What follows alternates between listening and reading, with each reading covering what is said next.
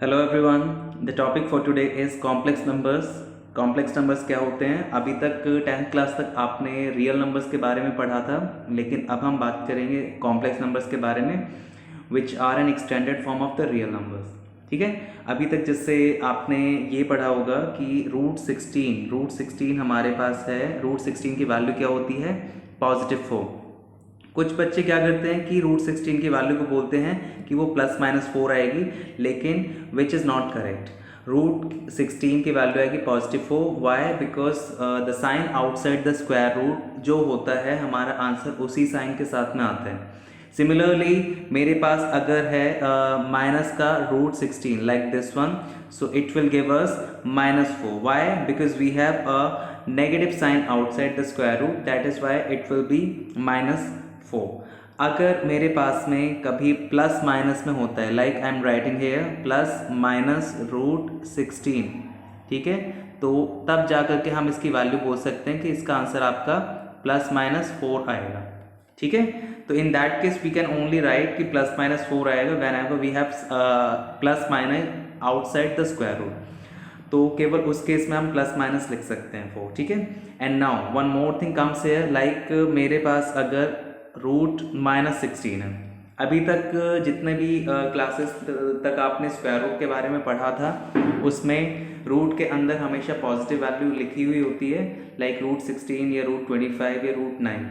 अगर रूट के अंदर नेगेटिव नंबर आता है तो उसका क्या करेंगे, उसके बारे में थोड़ा सा हम सोचते हैं। ठीक है, अभी तक मे बी आपके माइंड में ये क्वेश्चन कभी आया हो या ना आया हो 10th क्लास तक, लेकिन अगर आपके पास स्क्वायर रूट के अंदर नेगेटिव नंबर आता है तो उसका हम क्या करेंगे, उसके बारे में हम आज पढ़ने वाले हैं। सो एक टॉपिक है यहाँ पे इमेजिनरी नंबर। ठीक है, वी हैव अ पॉइंट है इमेजिनरी नंबर। और इमेजिनरी नंबर्स क्या होते हैं? वो नंबर्स जिनको हम इमेजिन कर सकते हैं या फिर जो रियल में नहीं होते हैं। जैसे रियल नंबर्स होता है, उन्हीं का ऑपोजिट एक तरह से हो जाएगा इमेजिनरी नंबर्स। तो इमेजिनरी नंबर्स क्या होते हैं? लाइक मेरे पास यहाँ पर है रूट -1। ठीक है, तो जैसे मैंने बताया था कि अभी तक नेगेटिव नंबर्स रूट के अंदर आते हैं, तो हम उसके बारे में क्या करते हैं, तो यहाँ पर मेरे पास में रूट में है -1, तो रूट -1 को हम क्या नाम देते हैं? आयोटा, जिसको हम रिप्रेजेंट करते हैं आई से। आई से किस लिए रिप्रेजेंट कर रहे हैं? Because we consider it to be an imaginary number. ठीक है, नाउ अगर रूट -1 की वैल्यू आयोटा है, तो अगर मैं इसी की तरफ स्क्वायरिंग बोथ साइड करूं, अगर मैं यहीं पर स्क्वायरिंग बोथ साइड करूं, तो फिर मेरे पास में क्या चीज़ निकल के आएगी? आयोटा का स्क्वायर विल कम आउट -1। ठीक है, चलो नाउ आयोटा स्क्वायर -1 मेरे पास है। अगर मैं इसी में आयोटा स्क्वायर इक्वल टू -1 में लेफ्ट साइड और राइट साइड दोनों तरफ आयोटा से मल्टीप्लाई करा दूं और यहाँ पर भी आयोटा से मल्टीप्लाई करा दूं, ठीक है, तो हमारे पास में क्या मिलेगा?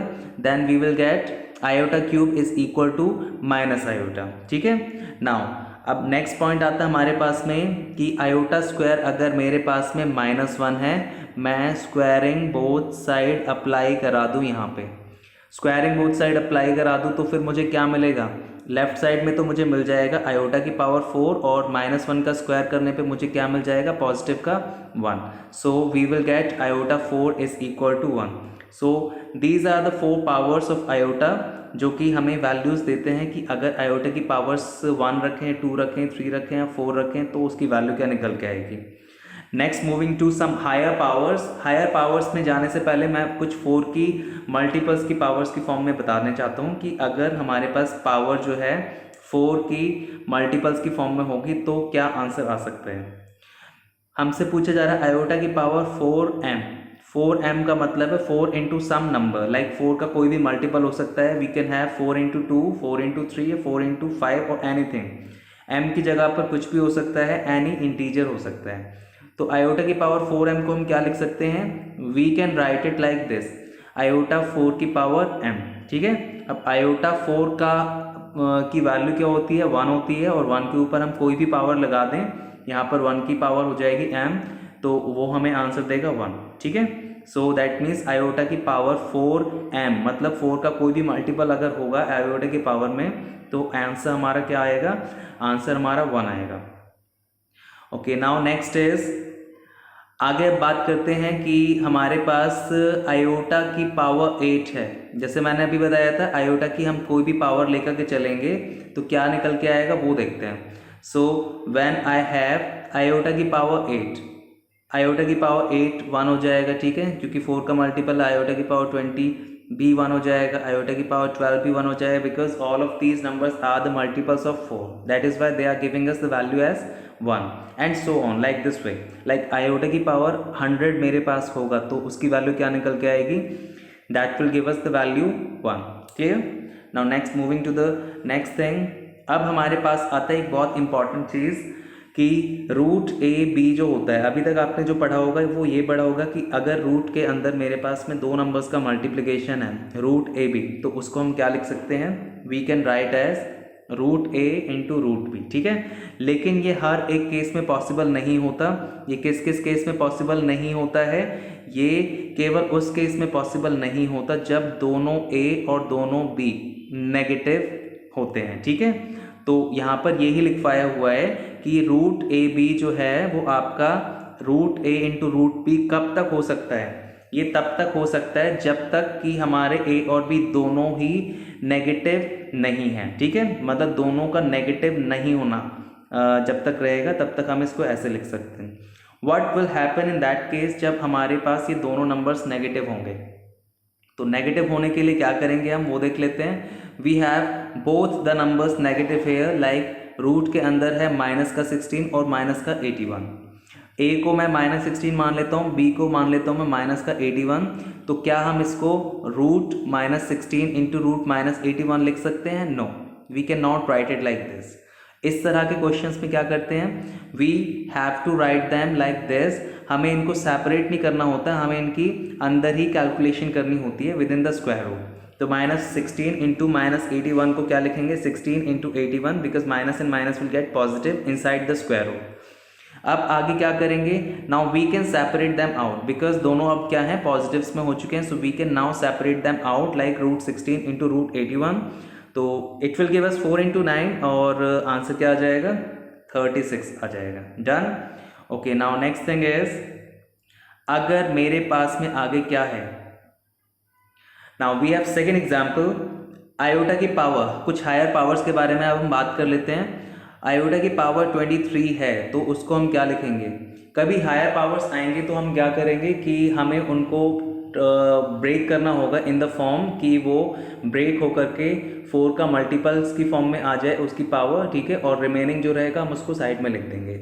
यहाँ पर आयोटा की पावर 23 है, सो 23 से पहला 4 का मल्टीपल कौन सा होता है, 20 होता है। So we have to break it in the form of 20।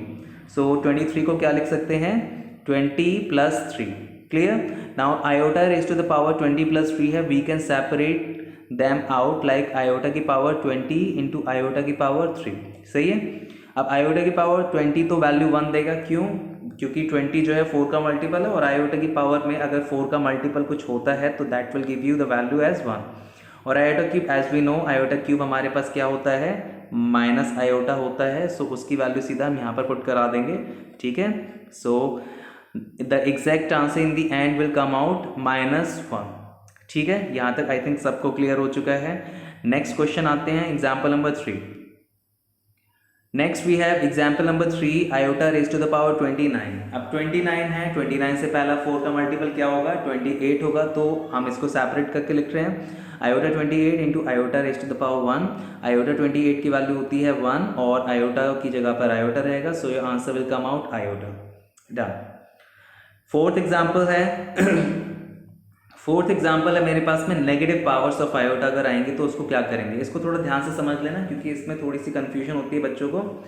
Iota की पावर -19 है, so we can write it as 1 upon iota की पावर 19। ठीक है, अब आगे क्या करेंगे वो देख लेते हैं। आगे हमें ये काम करना होता है कि हमें इसका रैशनलाइजेशन करना होता है और आयोटा की उस पावर से हम इसको न्यूमरेटर और डिनोमिनेटर में मल्टीप्लाई कराएंगे, जिससे कि डिनोमिनेटर में आयोटा की पावर या तो 4 हो जाए या 4 का कोई मल्टीपल हो जाए। ठीक है, तो आयोटा की पावर यहाँ पर 19 है, तो 19 में कितना और आयोटा की पावर्स के साथ मल्टीप्लाई कराएं सो दैट मुझे आयोटा की पावर 4 का मल्टीपल मिल सके। तो 19 के बाद में 4 का कौन सा मल्टीपल आता है 20, सो दैट मीन्स ओनली एक आयोटा की पावर की ज़रूरत पड़ेगी यहाँ पे। तो ठीक है, आयोटा की पावर 1 से मल्टीप्लाई और डिवाइड करा देते हैं, मतलब रैशनलाइजेशन करा देते हैं। So iota in the multiplication and iota in the division also. So numerator को न्यूमरेटर से मल्टीप्लाई कराएंगे और डिनोमिनेटर को डिनोमिनेटर से मल्टीप्लाई कराएंगे, you will get iota upon iota raise to the power 20। ठीक है, सो आयोटा तो ऊपर हमारा आयोटा ही रहेगा और आयोटा की पावर 20 क्या देगी हमें 1 देगी। ठीक है, सो इसका आंसर क्या निकल के आ जाएगा, its answer will come out iota only. Clear है? अच्छा, नाउ नेक्स्ट इज आयोटा का inverse. What will be the inverse of iota? We can write it as 1 upon iota, और 1 अपॉन आयोटा है तो same thing will happen again here. 1 upon iota है तो उसमें मैं आयोटा की कितनी पावर से मल्टीप्लाई कर रहा हूँ, so that we will get in the denominator the power of 4। तो क्या मिल जाएगा, 3 आयोटा की पावर 3 से मल्टीप्लाई कराएंगे न्यूमरेटर को और डिनोमिनेटर को, so that in the denominator we will have iota raise to the power 4। हमें बस एक काम करना होता है, हमें डिनोमिनेटर में आयोटा वाली टर्म्स नहीं लानी होती हैं। ठीक है, बस उसके लिए जो पॉसिबल हो सकता है वो चीज़ हम करते हैं। तो यहाँ पर आ चुका है हमारे पास में आयोटा 3 अपॉन आयोटा 4, और आयोटा 3 की वैल्यू क्या होती है, माइनस आयोटा होती है, और आयोटा 4 तो 1 ही होता है। So the answer is minus का आयोटा। ठीक है, so it is the answer. अच्छा, ये सारा जो था अभी हमने जो पढ़ाया है वो था हमारा सारा इमेजिनरी नंबर से रिलेटेड। अब आते हैं कॉम्प्लेक्स नंबर से। ठीक है, कॉम्प्लेक्स नंबर्स अभी तक हमने नहीं पढ़ा, अभी तक हम बात करें तो ओनली इमेजिनरी नंबर्स की। तो कॉम्प्लेक्स नंबर्स के बारे में बात करते हैं। So what is complex number? Complex number होता क्या है actually? Complex number, like I have written the definition, complex number is the form is of the form. Complex number किस फॉर्म का होता है, z equal to a plus iota b की फॉर्म का होता है। ठीक है, जहाँ पर z क्या है, a क्या है और b क्या है। z हमारा कॉम्प्लेक्स वेरिएबल होता है, जैसे रियल वेरिएबल्स हम यूज़ करते हैं x और y, वैसे ही कॉम्प्लेक्स वेरिएबल z है। और a और b यहाँ पर क्या है, a and b are real numbers. ठीक है, both of a and b are real numbers, and these real numbers can be anything like negative, positive, rational, irrational, anything as you know about the real numbers, so मुझे इतना explain करने की जरूरत नहीं है। so any number in the form of a plus iota b will be called complex number। ठीक है, अब थोड़ा सा एग्जांपल्स देख लेते हैं कि भाई कॉम्प्लेक्स नंबर के एग्जांपल्स क्या हो सकते हैं। तो एग्जांपल्स हैं कुछ इसके, like 5 plus 3 iota 2 minus 3 iota 5 iota है और 3। अब तुम बोलोगे कि चलो 5 प्लस 3 आयोटा ठीक है, वहाँ पर a हमारा 5 है और b 3 है, और नेक्स्ट 2 माइनस 3 आयोटा में a हमारा 2 है और b है -3, और 5 आयोटा कैसे कॉम्प्लेक्स नंबर हो जाएगा? यहाँ पर a और b, a तो है ही नहीं, नो देयर इज a। 5 आयोटा को मैं क्या लिख सकता हूँ, 5 iota can be written as 0 plus 5 iota. ठीक है, देखो वहां पर लिखा हुआ है मैंने कि a और b हमारे रियल नंबर्स हो सकते हैं, तो रियल में तो भाई 0 आ सकता है, negative positive any number can come there. Similarly 3 जो है हमारे पास में, 3 भी एक कॉम्प्लेक्स नंबर होगा। कैसे हो सकता है? Because 3 can be written as 3 plus 0 iota. अब तुम सब बोलोगे कि हाँ भाई 3 अगर एक कॉम्प्लेक्स नंबर है तो फिर तो कोई भी रियल नंबर कॉम्प्लेक्स हो जाएगा। बिल्कुल सही सोच रहे हो। Every real number will be a complex number because every real number can be expressed in the form of a plus iota b, क्योंकि वहाँ पर हर जगह पर आपकी b की वैल्यू क्या रहेगी, फिर 0 रहेगी। So we have a note also here for this statement, every real number is complex but not the converse. Like every real number is complex, हर रियल नंबर को कॉम्प्लेक्स लिख सकते हैं, but every complex number is not real, the converse portion is not true. Next thing is, मेरे पास कुछ और चीज़ें हैं बताने के लिए।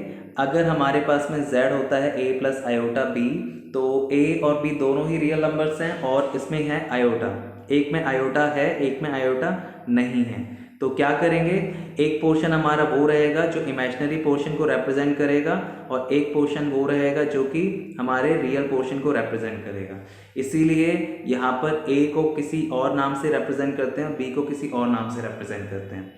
यहाँ पर मैंने लिखा हुआ REZ मतलब रियल ऑफ जेड, और नीचे है इमेजिनरी ऑफ जेड मतलब इमेजिनरी पार्ट ऑफ जेड। ठीक है, तो जैसे जैसे इनके नोटेशंस है उसी तरह से इनका फुल फॉर्म होता है। री ऑफ जेड को बोलते हैं real part of Z, and imaginary of Z को बोलते हैं इमेजिनरी पार्ट ऑफ जेड। ठीक है, इमेजिनरी पार्ट ऑफ जेड मतलब जिसमें इमेजिनरी वाला नंबर तुम्हें दिख रहा है वो होगा आपका इमेजिनरी पार्ट ऑफ जेड। कुछ एग्जांपल्स हैं इससे रिलेटेड, लाइक जेड अगर मेरे पास 2 - 3 आयोटा है तो what will be the real part here and what will be the imaginary part. So हमारा रियल पार्ट हो जाएगा 2 और इमेजिनरी पार्ट हो जाएगा -3। Some students write it like -3 iota होगा, लेकिन हमें आयोटा को इंक्लूड नहीं करना है इमेजिनरी पार्ट में, या तो A रहेगा या B रहेगा। So here real part is 2 and imaginary part is -3। ठीक है, the next question we have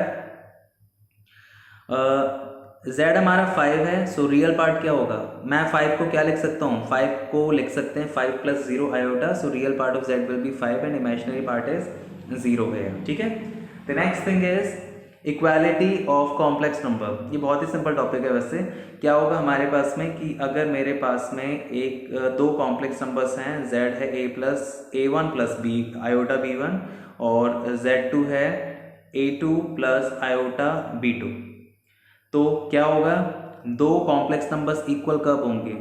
simple सी बात है भाई, बस ये देख लेना, दो कॉम्प्लेक्स नंबर्स इक्वल कब होते हैं, जब उनके रियल और रियल पार्ट्स इक्वल होंगे और उनके इमेजिनरी और इमेजिनरी पार्ट्स इक्वल होंगे। ठीक है, दैट मीन्स उनके कॉरेस्पॉन्डिंग पार्ट्स अगर इक्वल होंगे तो हम उन दोनों को इक्वल कॉम्प्लेक्स नंबर्स बोलेंगे। लाइक यहाँ पे मेरे पास है Z1 की जगह मैंने Z1 लिख दिया, Z2 की जगह Z2 लिख दिया। दोनों कॉम्प्लेक्स नंबर्स इक्वल कराने के लिए मैंने रियल पार्ट्स को इक्वल करा दिया, इमेजिनरी पार्ट्स को इक्वल करा दिया। So that's it, thank you all.